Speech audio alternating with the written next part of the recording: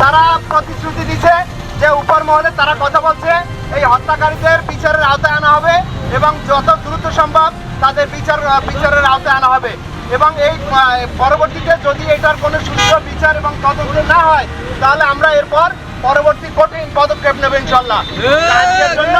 আজকের জন্য আমরা এই কর্মসূচি স্থগিত করলাম। সকলকে ধন্যবাদ। আসসালামু আলাইকুম রহমতুল্লাহ।